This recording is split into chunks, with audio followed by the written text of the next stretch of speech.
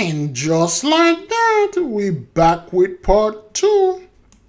Shalom, beloved. We're back with part 2. Now, before YouTube do their thing, let us do ours. Copyright disclaimer. Under Section 107 of the Copyright Act 1976, allowance is made for fair use for purposes such as criticism, comment, news, reporting, teaching, scholarship, and research. Fair use is a use permitted by copyright statute that might otherwise be infringing. Non-profit educational or personal use tips the balance in favor of fair use. Viewer discretion is advised. I found him in his room. I called his name and he didn't move. Kevin, get up. Kevin, wake up. In a minute I touched him, I knew he was gone. And I just screamed, not my baby. Fentanyl is killing more Texans than ever before. They're passing them off as prescription drugs, Percocet, Adderall, Xanax, Oxy. They'll post something onto Snapchat, just kind of like a fast food restaurant. They put their menu up. You cannot tell the difference between a fake pill and a real pill. They don't look like the medical emergencies we used to make. This is like anybody, everywhere. It's gotta stop. It's gotta stop. This is y'all's opportunity to learn what I wish I had known so that you don't end up like us. All it takes is one pill. It was one pill. It was one pill that killed him. One decision, one and done, one pill. Okay. Now, beloved, I'm assuming most of you are very well familiar with what they used to dub as the crack epidemic or the war on drugs, which is still going on. Make no mistake, the war on drug was not a war on the actual drugs. It wasn't something that was done impromptu, something that was done by mistake. It was well planned, and it did exactly what they wanted it to do. It destroyed our people. It destroyed the so-called black community worldwide, primarily here in the US. But this thing, it destroyed our people. It did. But we survived it. We came out of the crack epidemic. Okay, crack is no longer a huge problem like it was. Our folks came out of crack in the middle of the 1980s, okay, when crack debuted like in the 81, 82, 2-3 years later, our people cleaned this mess up, okay, and they realized now more of the affluent people were doing the crack. There were more white folks involving with drugs, crack and cocaine, which is the same thing. Crack is just a version of cocaine. It's just hardened cocaine. And they were involving with this thing. So, and what those guys did, they come up with all the prison system and they destroy our people. That's what it is. And now, because of the stuff that they did unto this generation, mainly the millennials that were born in the 1980s, if you are so-called black millennials or Generation X, and then you are still here and you never mess with drug, or you are here, point blank period, you're still alive. You're not probably in the best shape, but damn it, you are here. Then great glory, man. You are the last that should, well, the curse ended with you. Between those two generations, the curse is ended with you. Whoever is born after you is something else. Now, when you look at those young people, and this documentary we're going to profile more than analyze, you're going to see the song change. What I mean by that is, back then is build more prison, pull yourself by the bootstrap, arrest them, kill them, shoot them, give them astronomical sentences, 3 strike you out, It's not a. This is not a medical thing. It's not a health issue. It's not mental health.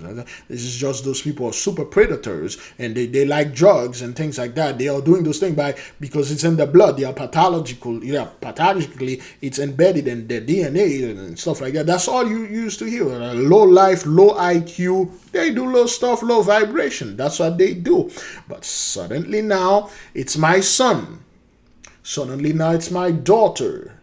Suddenly now it's my wife. Suddenly now it's my husband, my nephew, my niece, my people, my cousin, people that look like me. We cannot treat this as a criminal thing.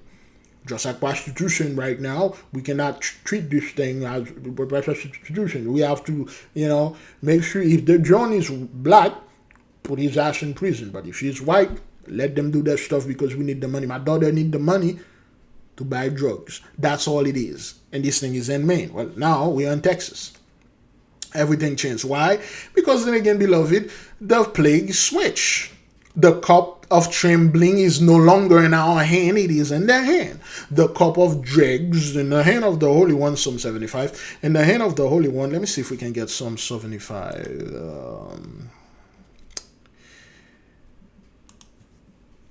In the hand of the Lord, there is a cup. There you go, 75, 8. Psalm 75, 8. We have it here. Hi. Oops. Here we go. Oops. Right. And 8. There we go.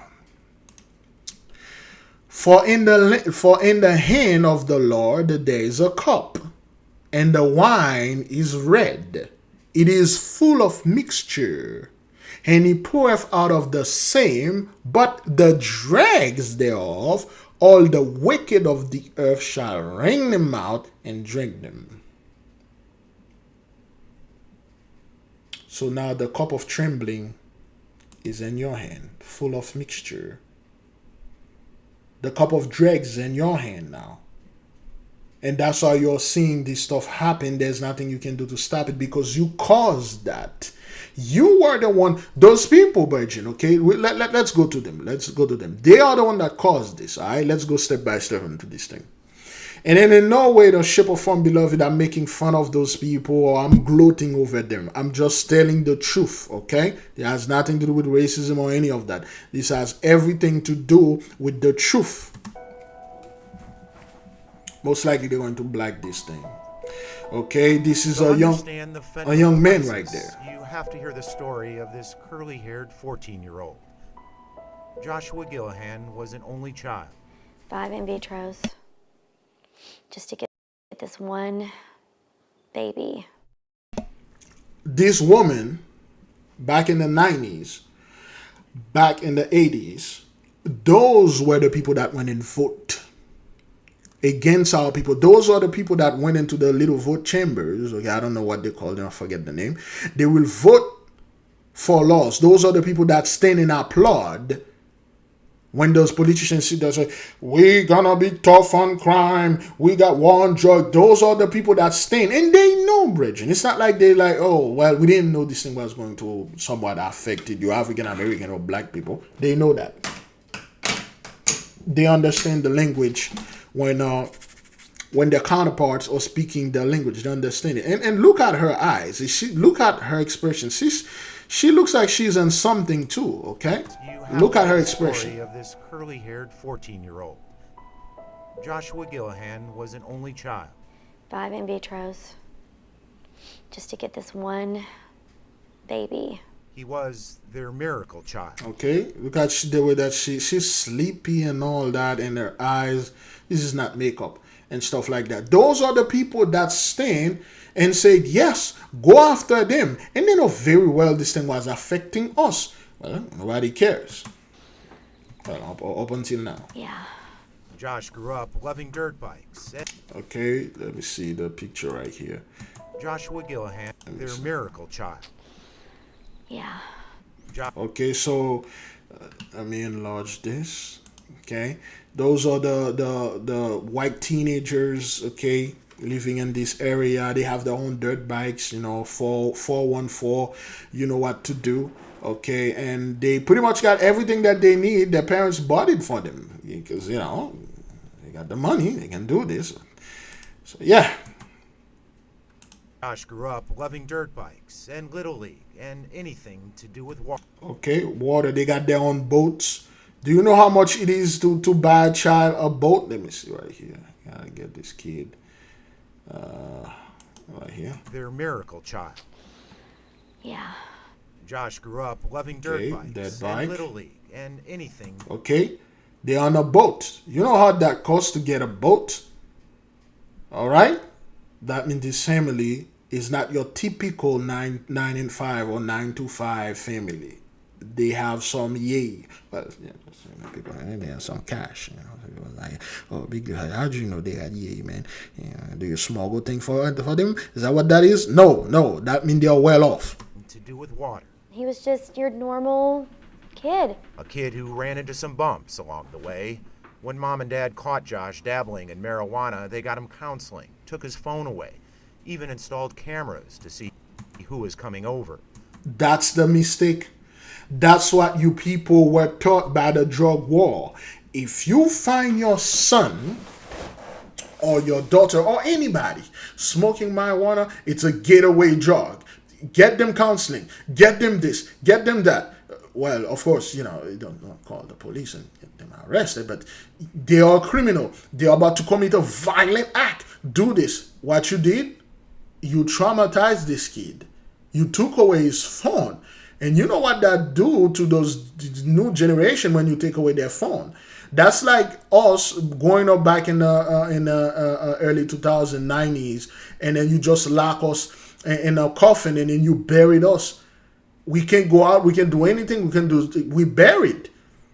And then you're like, okay, well, that will teach you. Hoping it was just a phase. And everything was going really good. The first week of school came, and he had a great first week at school. And I said, I think we've turned the corner. The next morning, Kim Gillahan was about to head out of town. This is the actual video from that day. At the last minute, I thought, oh my gosh, I need to go say bye to Josh. And so I went upstairs and I called his name and he didn't answer. I called his name again and he didn't answer again. Josh? And then I just reached down to kind of like, jostle him. In a minute I touched him. I knew he was gone. There you go. There you go. This is live right there, Bridget, okay? The mother touched him. It's ice cold. He's gone. He's been gone for a while now. This is a terrible things that happen here, man. Horrible and terrible things. Why? Because you guys made laws against those things. You made this stuff into a criminal things. This child could have get help if you didn't put this stuff on us. You brought this stuff upon our people. You forced those things upon us. You voted your politician. You supported them. And then now look at what happened. Josh had taken what he thought was a Percocet pill. It wasn't. It was pure fentanyl. There was nothing else in his system except for fentanyl.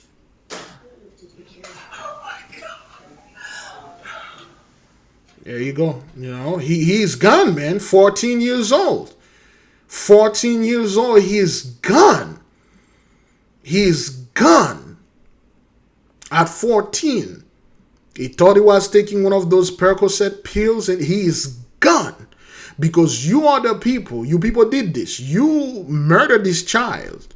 You come up with laws that would somewhat attack us, targeted us, and then it turned out on your son.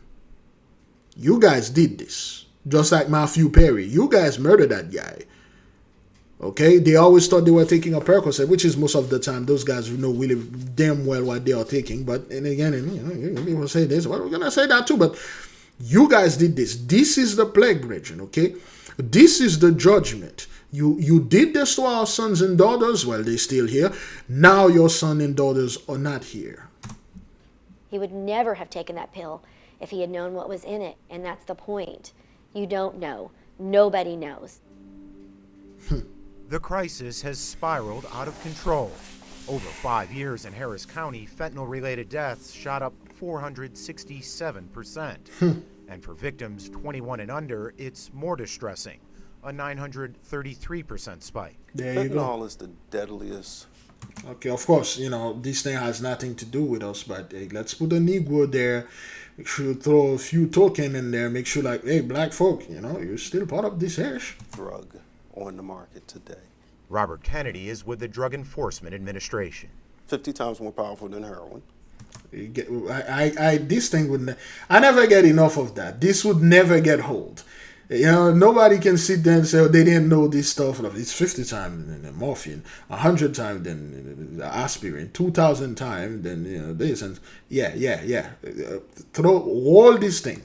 100 times more powerful than morphine. The synthetic opioid binds to receptors in the brain to block out pain. It produces an incredible high and is highly addictive, key to a drug trafficker's bottom line. If they get you hooked and you live, you'll be back. If you don't live, then they'll find another client. It only takes 2 milligrams to kill you. Think of just a few grains of salt. Illicit fentanyl is often pressed into counterfeit pills like oxycodone, Adderall, and Xanax that look nearly identical to the real thing. When we send our pills to the lab, 6 out of 10 pills are coming back as lethal dosage of fentanyl. That's 60% of our pills. You're playing with your life, and there's a 60% chance. Again, all those things, it's just scare tactic. The so-called, especially 83, don't like you to tell them what to do, point blank period. That you'll end up losing. Overdose was 67. It's the scariest thing that I've run across. All right, let me just put enlarge here so that people can see the name of this fellow and type it on the comment board and the chart room. Cross in my 19 years. Paramedics with the Houston. Okay, Michael, he's working there for 19 years. You know what to do. Fire departments see the crisis firsthand. All over the city, it's daily. Seconds always matter for first responders like Captain Michael Prigmore, but with fentanyl, the EMS supervisor says, it's even more of a race against the clock. It's extremely potent, and it works really fast. You got about 5 to 7 minutes before the brain stops working. If we get there in that amount of time before they actually stop breathing completely, we can reverse it. But too often, the 911 calls end late. like this. A life taken too soon. Too late. Like the Gillahan family's miracle child, Josh. You've chosen to make that moment public. Yeah, It's very hard to see. it is. Terribly. Why choose to share it? I feel like that's, if I could have shown my son something like that, maybe that would have gotten through to him. We were like, we have this footage and we need to figure out how to use it so that we can wake people up. And that's why we're here tonight. Her wake-up call is working if you look at the young faces who come to hear Kim speak and watch in real time what illicit fentanyl can do.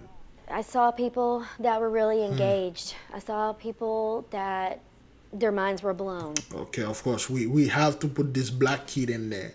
Make sure you put this kid in there, like, hey, black people, you see that kid in there? He's part of this too.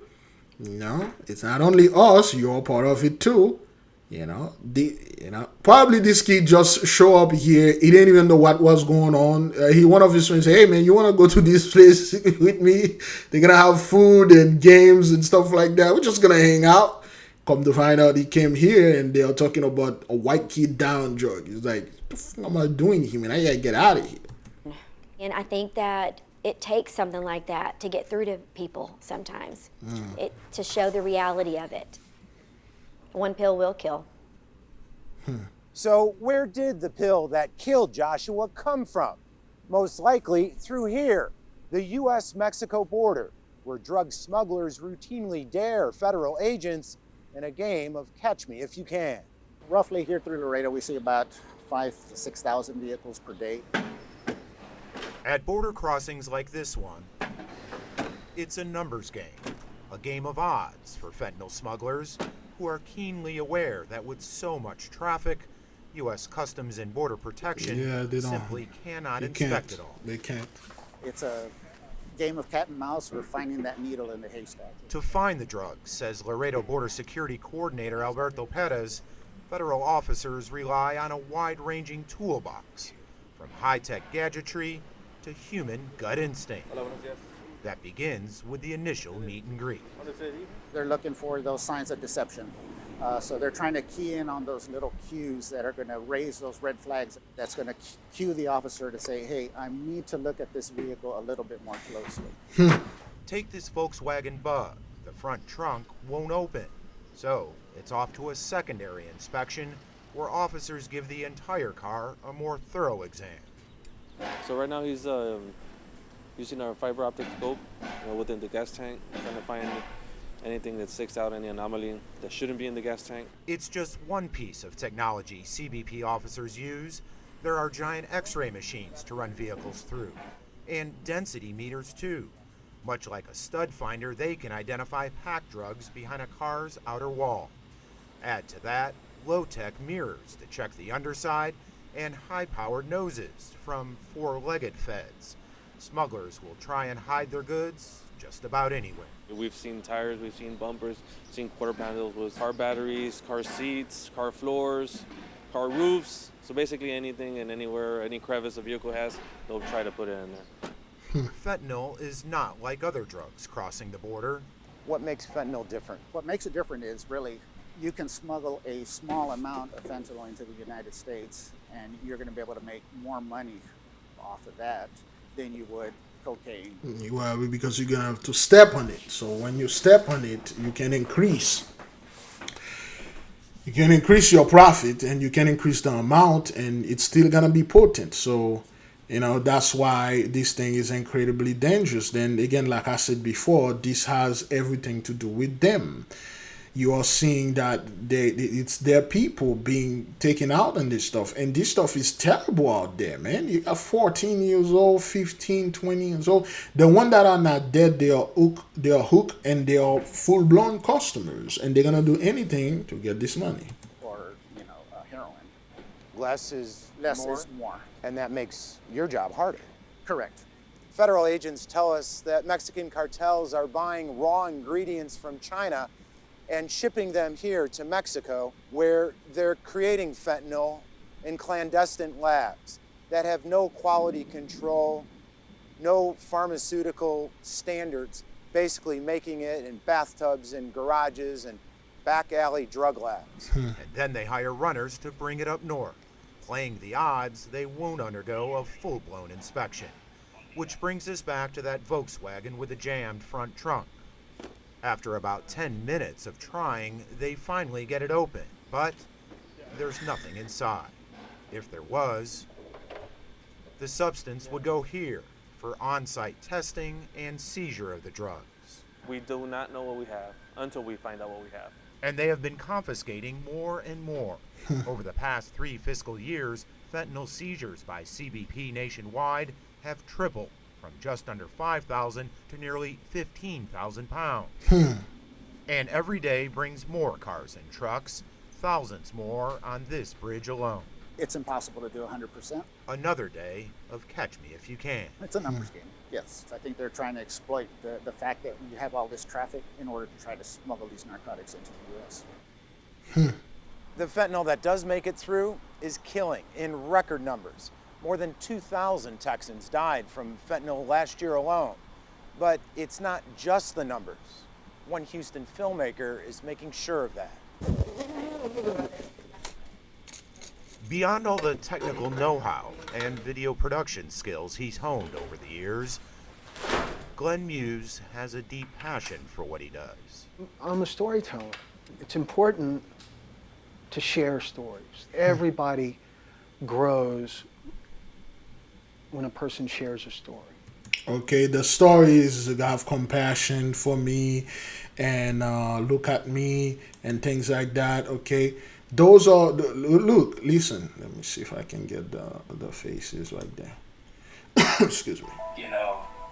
That's how he was. We really connect with them. That connection and personalization triggered a huge response. And when we put them on our YouTube channel, they took off. In a big way. Okay, let me just enlarge this. Now watch the faces of those victims, okay? Watch the faces. Hey, the Texas Pictures fentanyl poisoning series has gotten more than 7 million views so far. Did you ever think? No clue. Totally blown away when it took off. What do you chalk it up to? It's the topic. All right, so those are the faces, all right? All right. 2. Talking brings healing.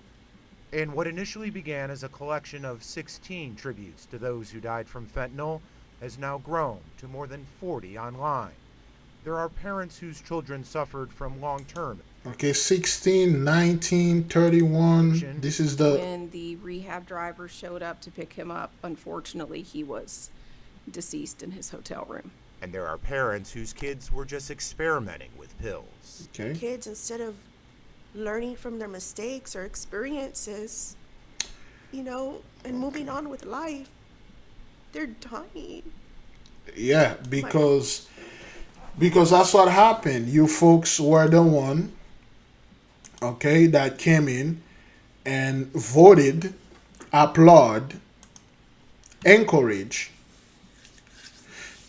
You folks were the one that sit there and say nothing when this stuff was ravaging, when the heroin epidemic in the 70s was ravaging our brethren, the crack, killing our people. You didn't say anything. In fact, you guys supported the war on drugs. You supported law enforcement. You applaud them. You were the one that sit there and said, yes, more police officer, tough on crime, more prison, more huge sentences upon our brethren. And all those bad deeds that you've done, the Holy One saw that. He wrote them down. And then now they are turning this thing upon your own head. Remember, it was very rare in the 80s for a crack addict to overdose and die. It has to be extremely potent. See, our body can build immunity to pretty much anything. And during the crack epidemic, the people that were taking the crack, they build immunity to it. It will take 1,000 times stronger for the crack to kill them, to be strong to kill them, because their body adapt to it. Now it's become something like drinking water. The issue, the problem that used to have in the community concerning drugs, we don't have that anymore. It's not as bad it was when you people, trying to make it look it was that bad. It's not. So now the judgment is upon you. And then again, beloved, it's going to get worse. It's going to get worse and worse and worse. If you have those 14-year-old boy, 14-year-old girl, 17 and 19-year-old or dying like this, and they are selling their bodies, that's why they want to make this thing legal. Which then again, there was nothing illegal about this stuff. It's just those people, they always want to bring their backward Christianity into anything. And then now they get entangled in the same web that they are woven for us. And then suddenly now, we don't want to do this. We don't want to do that. You've done this to the children of God, to the true Israelites. That's why those things are happening unto you. It's going to get worse and worse. That's what you did with the drugs. Guess what you did unto us? You put us into slavery. And you did not pay us. Guess what's going to happen to you, your children? You did the Inquisition unto us. See, what's happening now, things are going backward. It seems like now we are somewhere in the 80s. We're somewhere in the 80s. Then we'll get to the 70s, then the 50s, what you are doing to our people in the 60s with the civil right. Then you get to the 50s, the 40s, the 30s, the lynching, and then you get to chattel slavery. Then you'll get to, you are paying for this thing backward. And that's what it's going to be. That's what it's going to be. And this thing is slowly increasing, then it's going to become unbearable. Beloved brothers and sisters, I got stuff to do. I'm a little tired. I will leave you guys with peace. I will leave you with love. I say shalom. I see you folks later.